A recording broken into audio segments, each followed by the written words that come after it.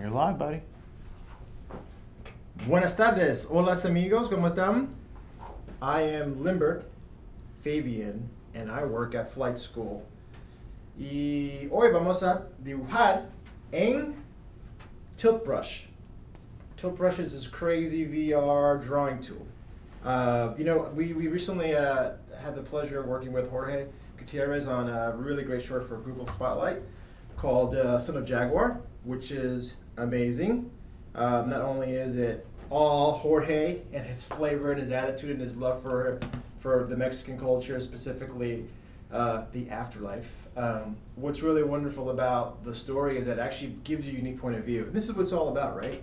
VR is about a really cool point of view and allowing you to participate. One of the things that I thought was really interesting about his story is that as a viewer, you do get the luxury of looking around. So I'm going to try to draw an opponent to El Gran Jaguar. I call him El Rayo, and we'll see how this goes. And what's kind of interesting about drawing in Tilt Brush or any of these VR drawing tools is there's no pressure sensitivity back from the surface. So I'm literally drawing in the air in the space around me, but what's cool about that is I can actually move around and see myself, see what's happening with my drawing in 3 dimensions at any moment. You can also kind of scale it, move it around, which is kind of cool. That thing is awesome. I'd love to play with that. So what I'm going to do is, this is kind of like the default sort of setting for Tilt Brush. The environment's got this cool little landscape thing in the background. We'll just kind of ignore that for a minute. But I'm just going to sketch as if I'm trying to sketch in my sketchbook and trying to bring that thing to life. I had the pleasure of listening to Glenn Keane recently talk about his experience with drawing in VR, and he told this really great story, which I thought was really charming, about when he was a kid. He was drawing a mural on his classroom window, on his classroom chalkboard, and he's drawing, and that's the first time he realized he's drawing a little barn. It was a nativity scene. These are a little nativity scene. And he's drawing the nativity scene, and in the foreground, he knew about foreground, he was drawing the animals looking into the nativity scene. What was interesting about what he was saying is as he was drawing the top of the manger, he realized, he's like, it's like I'm reaching into the drawing. He's like, Dad, this is crazy, I'm drawing into the, and I just thought that was amazing, the fact that the correlation between the control of depth and space in a flat 2D drawing just became apparent to him as a child, and something we all do as artists, was wonderful. So this idea that cut to today, where we actually can do that, where we actually can reach into the drawing and bring something to life. So I really was inspired by what Glenn has been doing as an animator, and also as a just person playing and tinkering with the medium. So vamos a ver. Obviously, you guys are hearing me speaking Spanish. I am not Mexican. I am Dominican American, born here. My parents are from the Dominican Republic, but I understand what lucha libre is, because Mexican wrestling is, or wrestling in general. I mean, I think we're all been exposed to wrestling, but the love and the passion that is behind the characters that are developed or embodied on the mat is something I think that's universal, and I'm going to do my best to create a character, a sketch of a character que se llama El Rayo, y vamos a ver qué pasa ahora. Okay? And for your pleasure, I'm going to play a little music in the background, guys. Bear with me. Let's put some headphones on. Let's see what we do. Okay. A little bit about the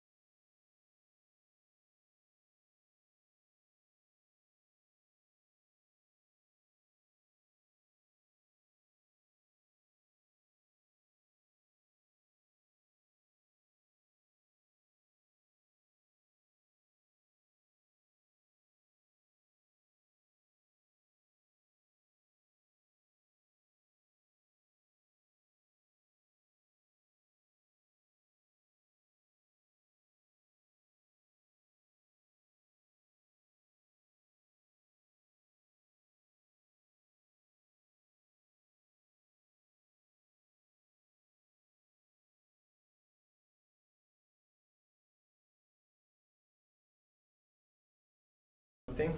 Cool, the interesting thing about this, you get to pick your scale. So I'm doing human scale. This guy's gonna be pretty tall. But if I wanna get down here, I wanna go somewhere between a little dog size, is what they call it.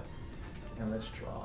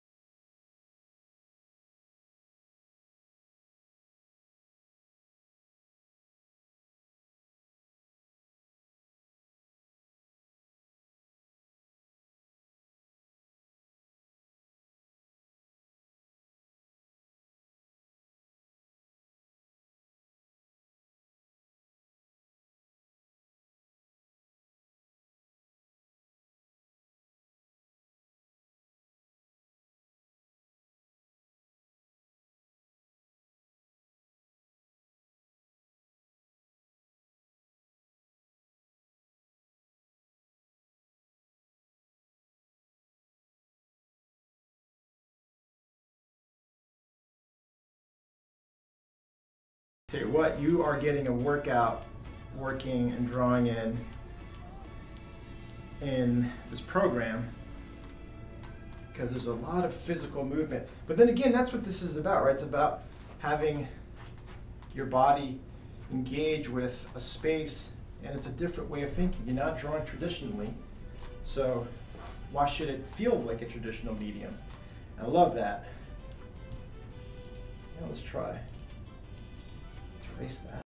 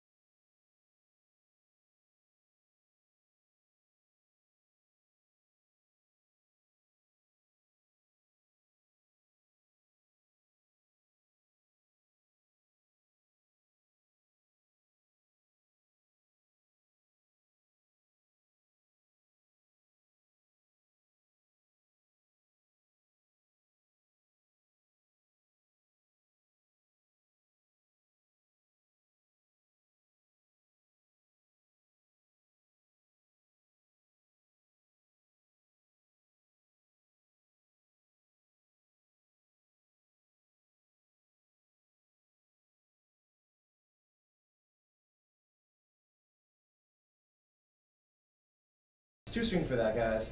Let's go back to our sketch. Well, you know, what's kind of similar to this is when you're drawing in a sketchbook, you know, you tell everyone to kind of just work it out, kind of fight the page, if you will. And I'm definitely fighting and muscling my way around the dimensional space.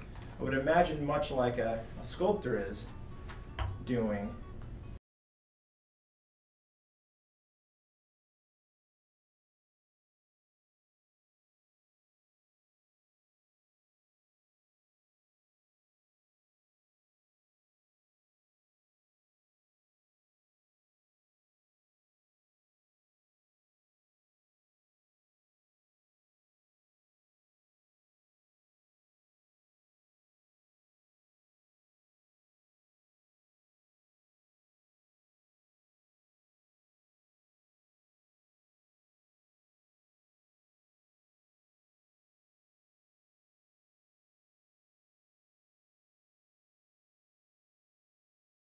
In Son of Jaguar, actually, one of the things I loved about the short is your point of view and what you experienced and how the story is being told to you. You know, it's a very voyeuristic look at a moment in these characters' lives in the story. And then, of course, there's a nice payoff as to why you're there in the first place, which I think is wonderful. But when they were producing the game, there was a really cool view that they used to do to test the work. They would have like this almost godlike view of the entire scene and set, and it was just cool. It was like you're watching a little tiny miniature play being played out in front of you. I always thought that was really charming. I almost felt like it'd be really cool if you told the entire story in that angle, almost like a virtual mini story being played out in front of you. Now, there's some shorts that exist that actually kind of play in that space. There's a really cool story called VR story called Amulet. By Penrose Studios. It was really great, kind of has that feel to it. But when they were working on Son of Jaguar, I really loved how that view was cool and unique and allowed you to sort of edit the movie or the film in that way. And I use the word edit lightly because you're telling a story, but the words traditionally cutting and editing a film are really. Let's get this guy back. Okay. So you guys know a little bit about Flight School. Flight School is a new VR, or not new, I wouldn't say new, but relatively new studio. We are telling some really fun stories.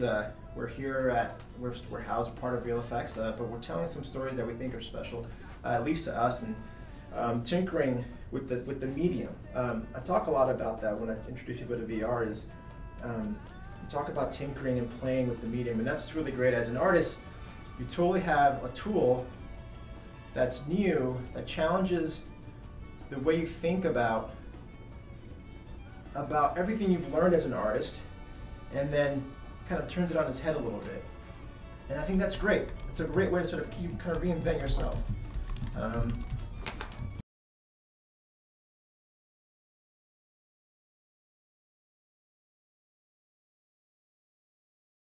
Not to mention, guys, wearing a headset, it's a little hot and sweaty.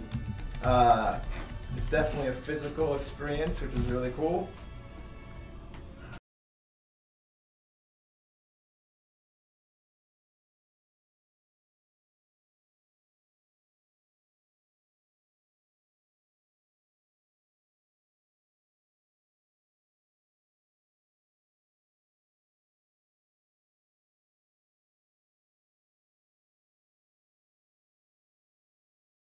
Pencil.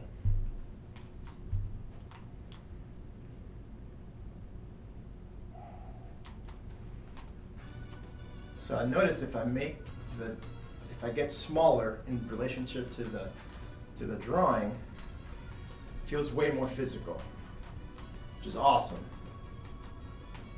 But hopefully I won't pass out here for you guys. How does Jorge tell me? He says, "A la Victoria!" So I'm going to conquer this thing. If anything, I will conquer this beast. Llamado VR.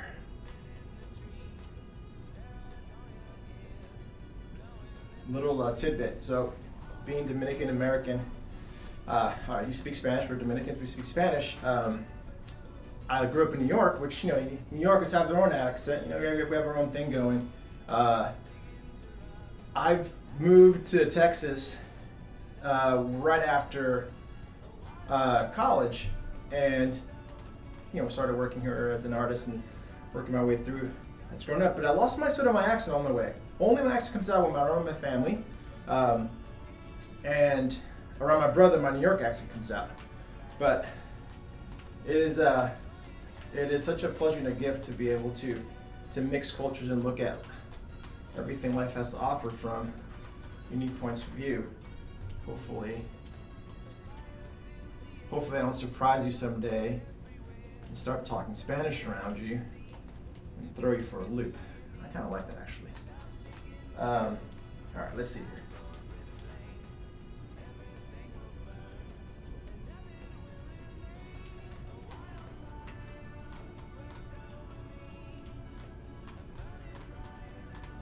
So I got rid of the head, and whoops, I got rid of the head. Yes. All right. So I'm starting to feel the mass that I'm looking for, and let's say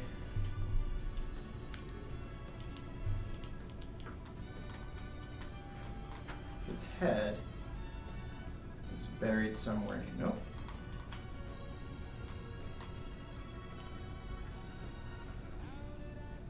Somewhere in here, in that mass. It just feels like sometimes. I actually went to a wrestling match once in Mexico, and it felt like you're in this little dusty arena, which was wonderful. But the sounds, the sights, and the smells of the entire thing was fantastic.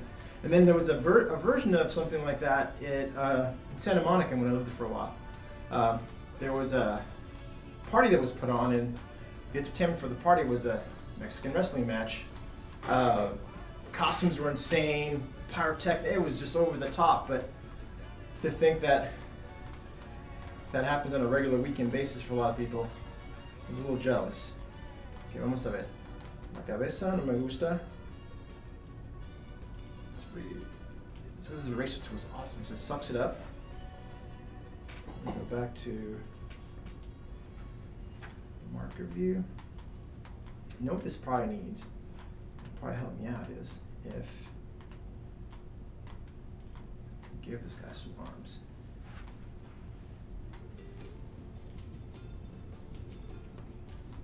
So, dude's gonna be reaching for me. He's got his foot over my head. But let's do some Kirby. Some Jack Kirby craziness here. Well, I'm trying to figure this out. World Wide Web, out in the universe. Have you guys drawn in VR before? Is this something you guys think is potentially useful? Any questions out there about what the heck I'm drawing?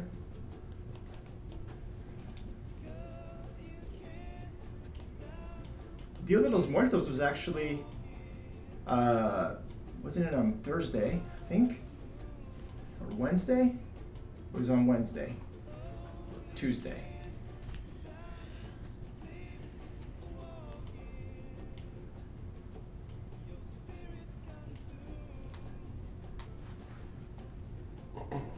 So we have a question here, Limbert. Yeah. Do you have any favorite luchadors? Any favorite what? Luchadors? Luchadors. Well, in Santo Domingo, Dominican Republic, there was a lucha libre, right? There was a wrestler that I only knew because he sold a brand of vitamin for kids to drink, and my grandmother would force me to drink it, and it was called Fortimad. But his name, I can't remember, but I just remember the label on the bottle, which is just afroed, grizzly, beautifully mustached man, just hawking this weird syrup that was supposed to make him as strong as he was, and I bought into it. But if I remember, it will come back to me. Maybe some guys can help me out there. What his name was of the Dominican wrestler from the Lucha Libre in the Dominican Republic that was hawking vitamin.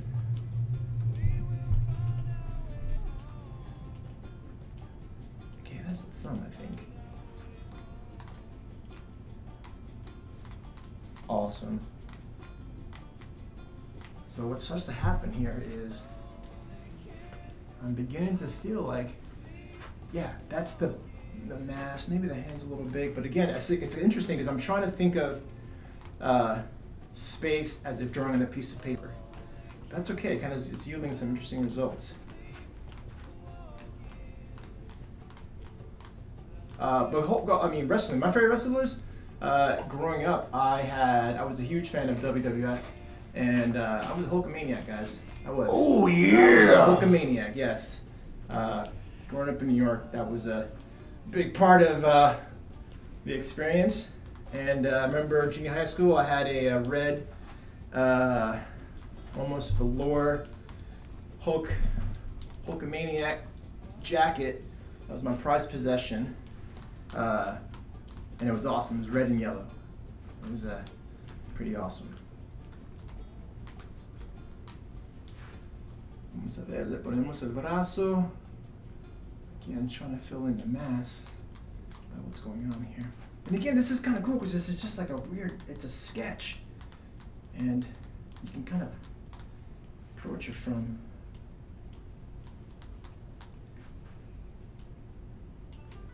whoops, let's see here. I realize if I want to go close to the body mass, I should draw from the body mass out. Was it Jack Veneno? Jack Veneno, yes! El Gran Jack Veneno, yep. You guys nailed it.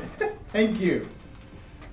If you find some those bottles, apparently you will be just as strong as Jack Veneno. Or Jack Veneno, which is, he was Jack the Venom. That's what it really stands for. Yep, he was poison, guys. Kind of odd that he was hawking something you need to drink and his name was Venom. That was interesting. Thank you, whoever found that. It's great.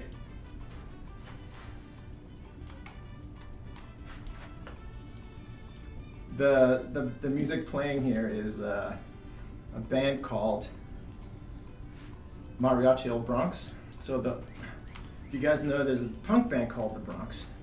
And The Bronx has an alter ego, much like a Mexican wrestler has, I'm sure, an alter ego. You know, their acoustic sets, versions of their punk songs, they wrote as a mariachi band. So that's the music we're listening to now.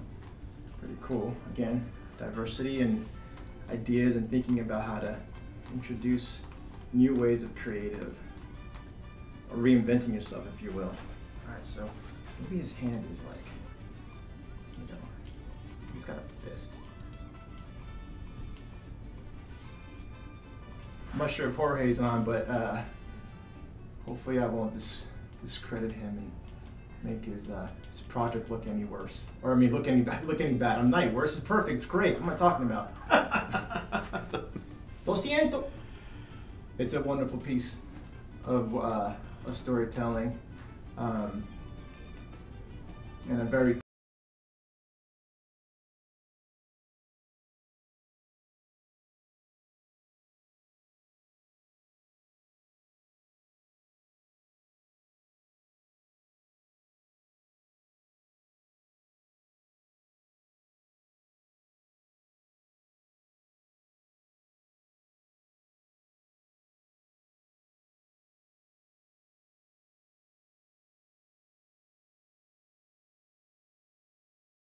just for now. All right. Yeah. Yes. That feels like what I'm going to be feeling. Now, the full weight of this guy's going to come and slam down on me, so I'm going to miss the opportunity to do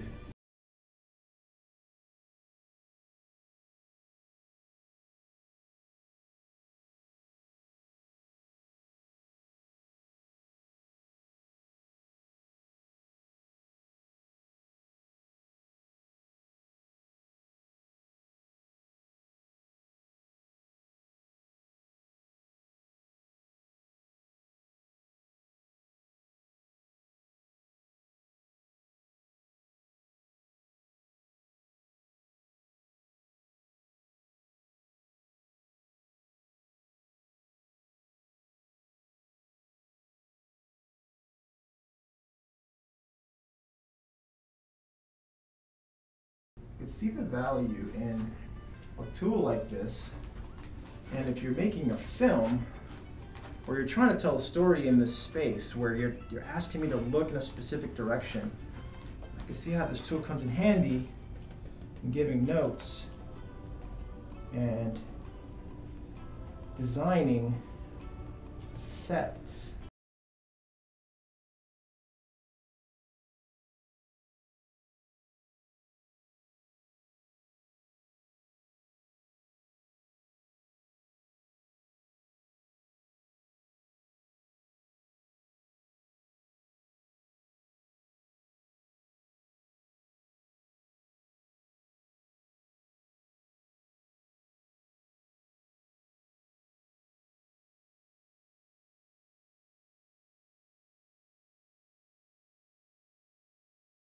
While you're working on it, what are some of your other influences in your art? Well, I went to school for illustration. I was a big fan of animation and filmmaking, and Star Wars, like a lot of people, was a big influence and kind of set the course for me as a person that wanted to be in the films, but in making movies. I thought it would make sense if I went to art school. In order to learn how to make movies, you had to learn how to draw, because everything starts on a piece of paper, right? That was my thinking at the time. Something about going to film school and learning how to use a camera felt like I would be walking away from drawing on a regular basis, or learning how to compose a picture. So I figured that the best marriage of two worlds was to become an animator. But I fell in love with this idea that you can develop a voice as an artist by drawing pictures and finding or adding value to the written word.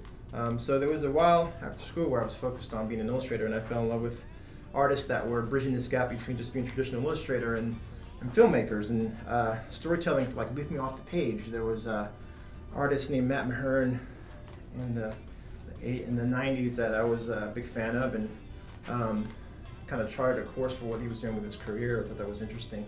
But beyond that, I mean, everything that I've been exposed to, growing up in New York City to visiting the Dominican Republic and seeing the bright colors and the way that the culture infuses sort of comes across in their artwork. You see those roadside paintings when you go to the beach, and you find that there's like a style that sells, but there's also the things that is really personal to the artists themselves. So this idea of drawing from your environment and sort of giving that back to an audience was always interesting. I love texture in my work as an illustrator, as an artist, as a person that makes images. So I look for ways to sort of find the thing, but then kind of beat it up a little bit so it feels lived in. And I don't know if the texture comes from seeing those really great street drawings or paintings, because they were so much texture to them. It felt really raw. So I really like that. But spending so much time as a digital artist, I guess I'm always trying to find my way back to that. And that means maybe a lot of different things. Does it mean that I'm looking for texture in character development? Am I looking for texture in just actual visual language and design? Or does texture mean, yeah, it's pretty great. Does texture mean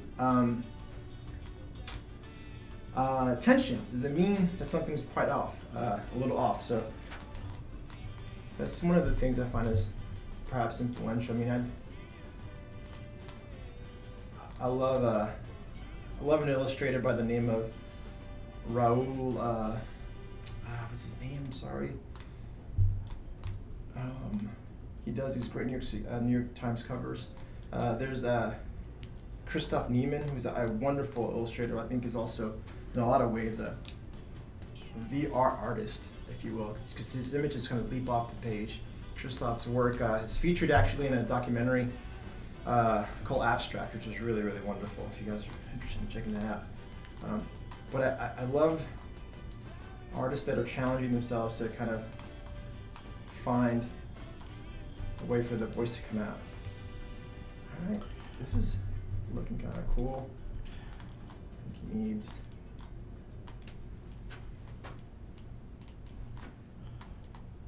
I'm going to get his head on here in a minute, and his head is probably somewhere in here. Yeah. Right? Whoops.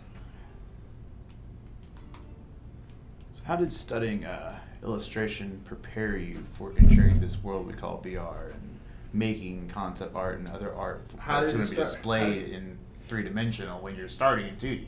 Absolutely. That's a really good question. How did I start?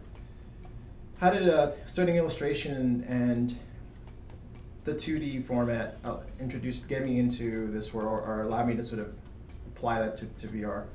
Well, definitely thinking on your feet in 2D space. You know, citing Glenn's idea of, or his note about realization about reaching into the drawing and sort of pulling it out and being part of it. I think that happens to all of us as artists. We get lost in what we're making, whether it's a doodle, whether it's a finished piece of art, but it starts somewhere where we kind of, it goes beyond the page, right? And I think that's what, as an illustrator, I was doing. I was learning how to think beyond the initial idea and go, okay, what is this adding value to? How is this growing? How is this going to jump off as an image and draw in a reader? You know, if you think about illustrations, you're illustrating images for publication. How am I going to draw in a reader and add value to the written word? Again, I thought it was my job, but if I think about it in VR, it's the same thing. It's like, what am I doing here? Why am I in this space, and how am I going to draw interest and hold your attention? So I think that still applies.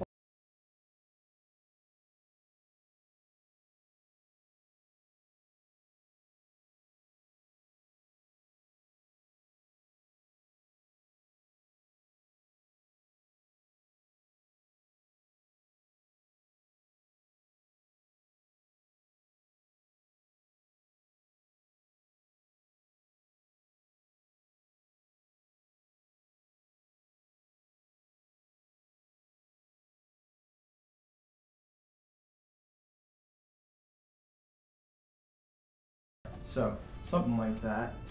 I'm going to come back now and fill this in, if you will, and see what happens.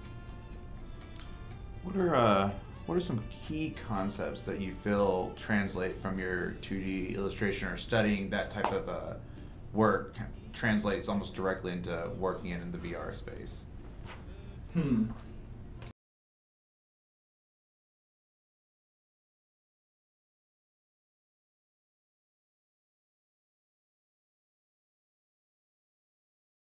Medium, you're finding a place to put the camera. You're looking for, okay, what's the entry point for the viewer?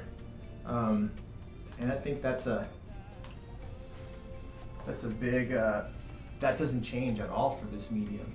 Because the first thing you're gonna do is go, okay, where am I gonna put this camera? Why am I here? And I can look at, the sketch I'm doing here. I started with this idea that perhaps I'm the opponent to the guy I'm about to draw, and I'm trying to draw it from the point of view of being sort of pinned down by him. That's the line I'm trying to kind of keep as I try to create this thing, is that decision for that point of view. And hopefully that's what keeps attracting, making the ideas we come up with, they started on paper, is can we find a way to have an entry point for the audience that's not gimmicky, but meaningfully there, right? Do you feel finding that camera placement in 3D spaces in VR is almost more important than when you're illustrating, or do you find them to be equally, in both mediums, equally of importance? It's important for different reasons, right? I think one of the things I'm finding myself doing as a VR artist or working in medium specifically, actually said that out loud, I'm a VR artist, that's weird, about working in the medium is that I'm trying to actively not think about the camera, but think about the location. Where are we, right? And figure out what that means. And then from that go, okay, here's what happens in this place. Which I think is completely, well, maybe it's a little different than the way we approach traditional filmmaking or traditional illustrating. Is what place are we in? So that's also, you know, what's also cool is it's also really freeing to think that we got to figure it out, that it's not solved, it's not a set of rules just yet, and that challenge and that freedom is incredibly liberating and fun to play in. Okay, I'm digging that. Got a place for his chones, like my wife would say. It means his shorts. It means we're gonna give him some boots now. Don't screw it up, Poppy. So the boots definitely are an essential part of a wrestler's outfit, if not a, luchador's outfit. And the mask. The mask, yes. So I feel like with this drawing, I gotta earn the mask, right? I gotta earn it. So I'm gonna work my way up. And I'm gonna hopefully earn that mask. It's interesting if you look at certain angles. Oh, because I have a flat brush. I do believe in the brush settings that there is a kind of like a ball brush. I'm not sure, 100% sure, but I know some of these software seem to have like a ball brush. Okay. It's a 3D space. Oh, they got effects in here. Yeah. We'll get to that in a minute here.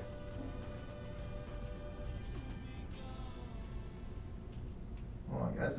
So we're just figuring it out here. What we're trying to do is find a brush that doesn't look flat based on the angle I'm looking at. That's okay. This is what it's all about.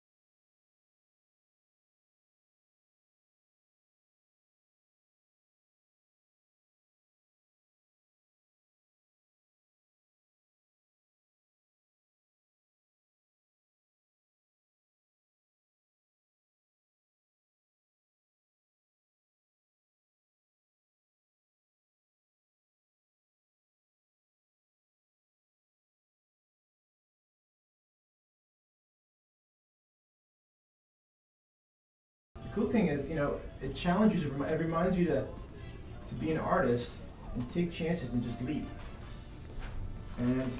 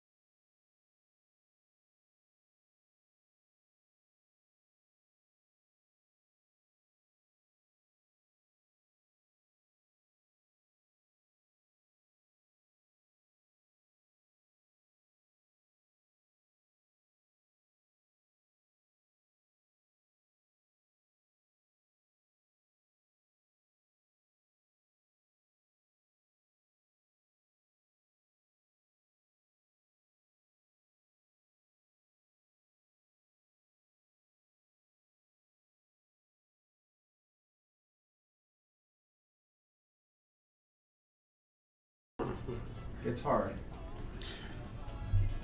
Again, it's about challenging the way you think about something.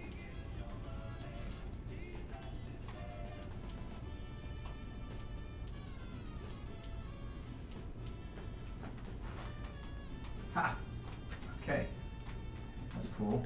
Yeah, it's almost like watching you paint. It almost seems like what you naturally feel like you need to do those angles kind of aren't exactly the same type of stroke you would make Absolutely. on 2D, if you would. Yeah, no, you're right. It's interesting because the second you put a stroke down, I'm challenging everything I think about in drawing. So a lot of this is fighting with every single stroke, fighting what I know as a traditional artist, or even just sketching in a sketchbook, I would do.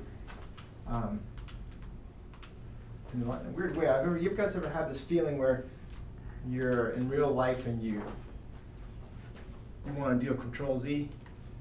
That's what it feels like. It's like my entire drawing is completely alive.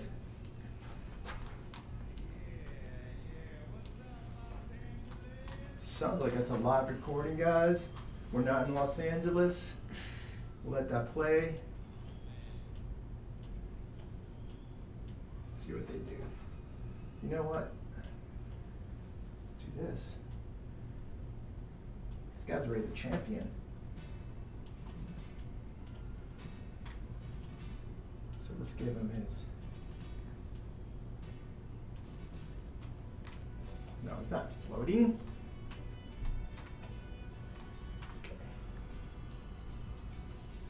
So yeah, it really feels like this drawing in this space is really challenging the idea of where your drawing perception, where your perception of how you draw it would be. Yeah, it does. It completely challenges it. So I guess there is an environmental change. Hold on, we'll come back to that guy. Because I think that's going to be fun.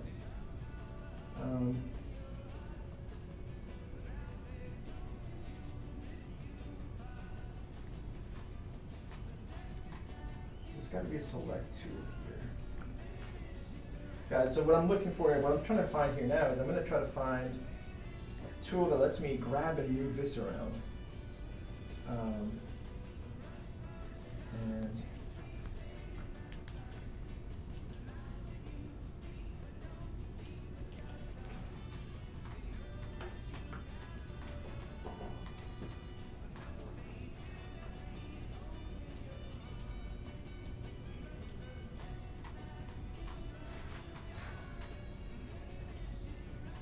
do like that the perspective change. So we have a question from Facebook from your cohort. What was the name of this wrestler again? Of this wrestler? This guy right here. This magnificent. The guy that I'm making right here? This guy that we're making right here, the champ. Who's the champ again? This is El Rayo, the Ray, some would say. The Ray. Not to be confused with Rey Mysterio, right? No, not be confused. This is the challenger. So I know you hit on one, and I'm bad at names, so I forgot his name already. But I know you hit on one of your favorite wrestlers. Were there any other wrestlers growing up that you enjoyed watching perform or kept track of besides Macho Man and the other gentlemen? All the obvious ones. So Sting. No, no, I know. Wrestling's a big deal here in Texas. There's a pair of brothers apparently. Again, I'm not part of the lore, but there's a set of brothers, right? It's like kind of legend here. If you guys are wrestling fans, or you Texas wrestling fans, can I be instructed? I think we're getting somebody to Google that real fast, because now I feel blank, because it's like I stopped watching wrestling a while ago, back when Razor Ramon and them kind of the WWE, the New World Order. They stopped being around. Yeah, when that was stopped being a thing. Well, you know what's kind of cool about the what I'm getting at with the Texas wrestlers is that's kind of like the lucha libre example is that these are local heroes. This isn't World WWF, where it's the world stage or the national stage. This is like the local hero, the city champion, which I think is what's wonderful about the lucha libre and the open air wrestling. Is that it's about the town's hero, right? That's a great thing. That's an interesting story, which again feeds into what Jorge's done really well, is to capture the spirit of that in this film. Is it the Von Erichs you're trying to think of? The Von Erichs, yes. 2 points for that guy. Yes, the Von Erichs, right? I don't know what the full story is, but I just love that. The fact that there's a set of brothers who, it's a family. Yeah, it's a whole family. It's a whole family set of wrestlers, right? Yeah, there's Kevin, Kerry, Mike. There's 6 of them total.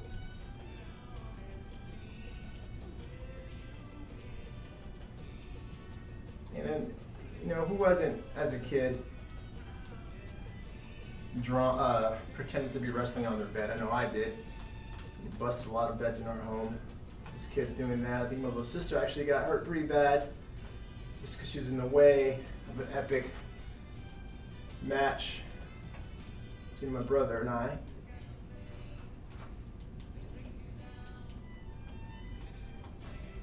Let's check ourselves here. Let's see what this looks like. Let's figure out this crotch action here. It's not impressive enough. Always something about the superhero tights I feel that's important to be captured.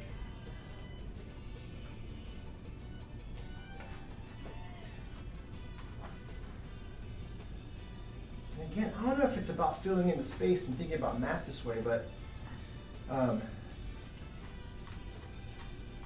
this is still very kind of raw, but it's about kind of fleshing it in. And there's a sort of energy to it all too, which is kind of cool.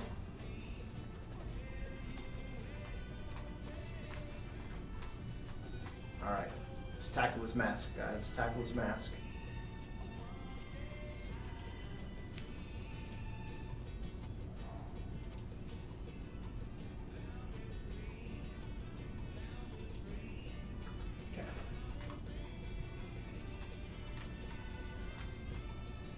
Really wonderful. I haven't lost the intention, and that's pretty awesome. Okay, he's just a ball of fury. So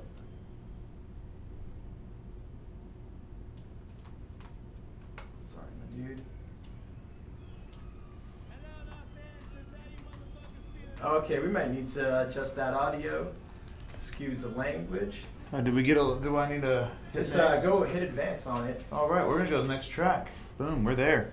It's a family-friendly show, folks. Just joined big muscle dudes here.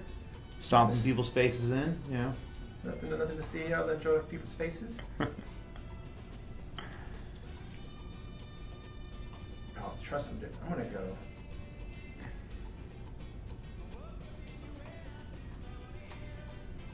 Curious if that was like a bleed, type thing where if you held the trigger in a spot, it would just kind of pull up like a quill would.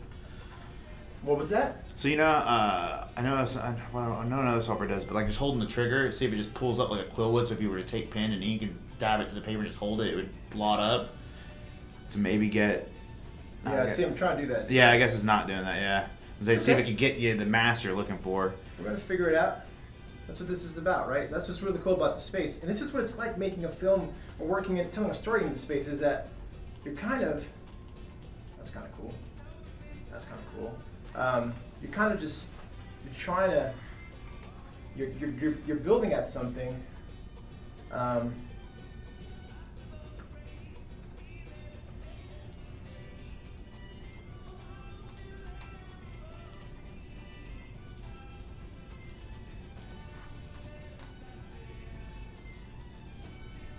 You're trying to grab at something.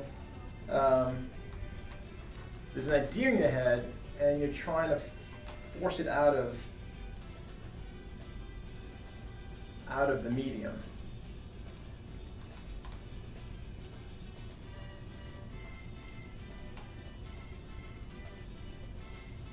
Just follow me here. I'm trying to figure out what this face looks like. This may not be the right thing.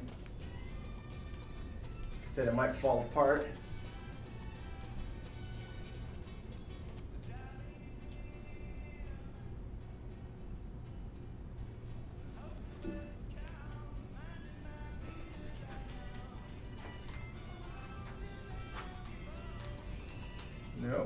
No, that's not it. That's not it. So what we're gonna do is just try to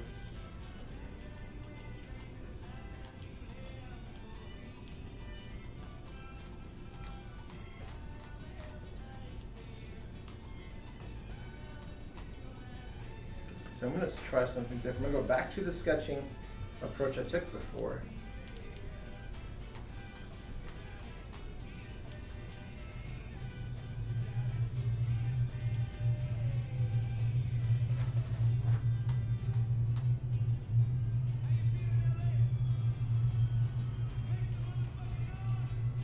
Let's see here.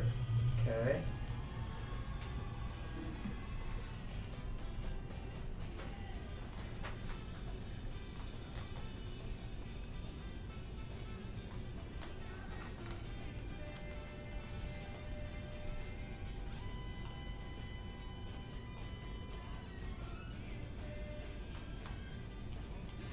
What's challenging about this is that I'm trying to think about it in 2D and looking for those details. Yeah. Looking for those details or ways in. If you want, Justin, if you want to go back to the beginning of the first album on Spotify. Sure. Not the live I was album. going to say, we have about 5 minutes left for our session, unless you're ready, unless you want to go into overtime. Oh, really? This is almost over? Yeah, Oh. I know. And time, like that's what we were kind of talking about. Is like you probably didn't realize. Guys, this is too much fun. Yeah, I was gonna say you probably didn't realize how close we were to. Well, let's do two things here. Here, we're gonna play this track because if I keep hitting back, I'll keep trying to play, and that'll just be weird. It'll be like skipping CD in the stream. So I think you're gonna have to finish this another time. We're gonna have to have this part 2. This strikes from fear in those that we are. And we'll probably want to change that audio real quick, but two things I remember from It'll be hang on, cancel. is their pecs. There we go. This guy's the champion. Well, I think there's something sinister in it.